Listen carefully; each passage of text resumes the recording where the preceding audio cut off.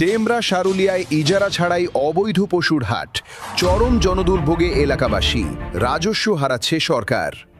রাজধানীর ডেমরা থানাধীন সারুলিয়া এলাকায় কোনো প্রকার সরকারি ইজারা বা অনুমতি ছাড়াই সম্পূর্ণ অবৈধভাবে বসানো হয়েছে কোরবানির পশুর হাট। নিয়মনীতির তোয়াক্কা না করে জনাকীর্ণ এই এলাকায় হাট বসানোর ফলে স্থানীয় বাসিন্দা, পথচারী ও সাধারণ মানুষের ভোগান্তি এখন চরম সীমায় পৌঁছেছে।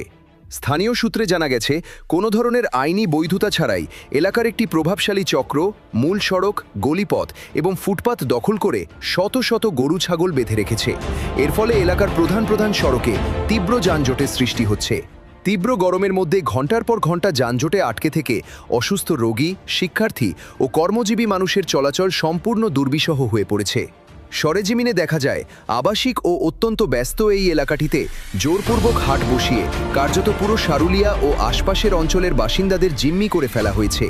কোনো প্রকার সরকারি ইজারা বা অনুমতি না থাকায় এই হাট থেকে পশুর হাসিল, বিক্রয় কর বাবদ অর্জিত বিপুল পরিমাণ টাকা সরাসরি চলে যাচ্ছে অবৈধ সিন্ডিকেটের পকেটে, যা সম্পূর্ণ বেআইনি এবং রাষ্ট্রীয় রাজস্ব ফাঁকির শামিল।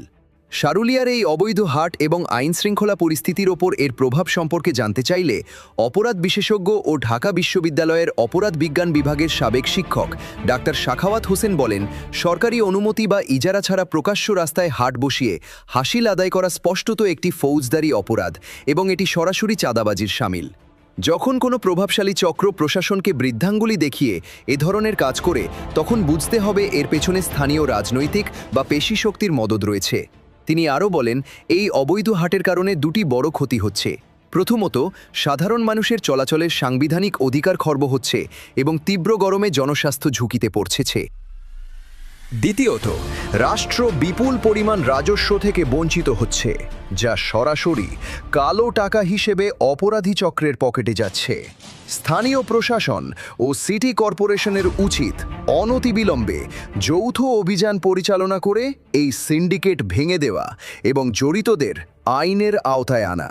ভুক্তভোগী এলাকাবাসী এই চরম জনদুর্ভোগ থেকে মুক্তি পেতে স্থানীয় প্রশাসন ও ঢাকা দক্ষিণ সিটি কর্পোরেশনের ডিএসসিসি জরুরি হস্তক্ষেপ কামনা করছেন। অনতিবিলম্বে এই অবৈধ হাট উচ্ছেদ করে সারুলিয়ার সড়ক ও ফুটপাত দখলমুক্ত করার জোর দাবি জানিয়েছেন তারা। অন্যথায় আসন্ন ঈদের আগে এই ভোগান্তি আরও ভয়াবহ রূপ নিতে পারে বলে আশঙ্কা করছেন স্থানীয়রা।